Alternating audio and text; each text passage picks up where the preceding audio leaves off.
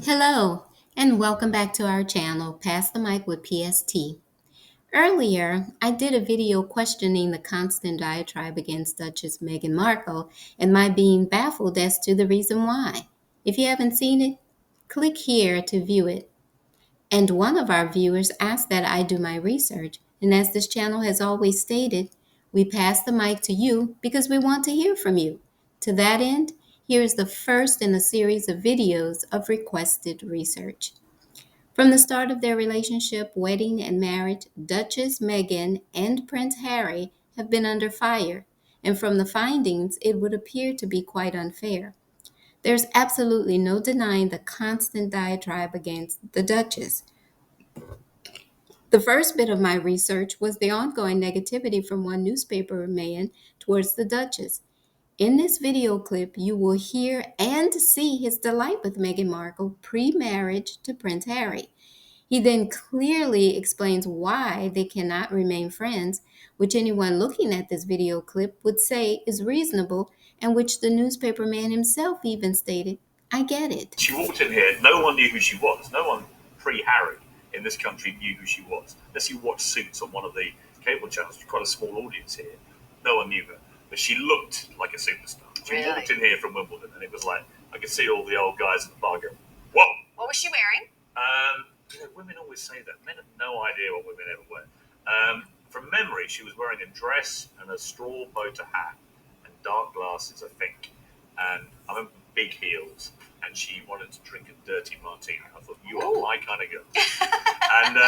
and we sat and we just talked about life and the universe. And we talked about everything from American gun control that she felt very strongly about. And so do you? She'd watched all the stuff I did at CNN about that. She was really into debating that with me. She revealed stuff about her life. She's a big calligrapher. That's right. She did beautiful invitations to people's weddings, and she was one of the things she did. She was a deal or no deal girl. I think from memory, suitcase number 24 or something. And she came obviously from a mixed race family, which is a very interesting thing, particularly now with the royal family. We can come to that. But I got the impression she was great fun. She was very intelligent. I thought very smart, very charming, very warm, very direct with eye contact. She was a really nice person, and she seemed to me to have a sense about her of being concerned about issues, concerned about the planet, the environment, women's rights. But those boys never forgave anybody to do with the British media for what happened to them. And rightly or wrongly, they always thought that the paparazzi chasing and stuff was endemic of the press intrusion into a life. And to a certain degree, they have a point. The second clip, he was going so far as to stand up for her against the half-sister that was coming after her in interviews. Ghastly, appalling, the kind of worst half-sister imaginable. Somebody who clearly wants to be Meghan Markle, is seething with jealousy she's not Meghan Markle, and is now eking out this kind of miserable career as the bitter half-sister, telling us how narcissistic and awful and grasping Meghan is, when actually all of us think that's her. The turning tide, in my humble opinion, was that perhaps this newspaper man seriously expected to have a direct scoop or line, so to speak, in the person of the Duchess Meghan.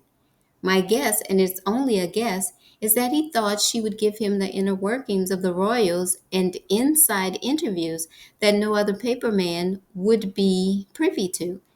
When that didn't happen, he began to turn his delight into hatred.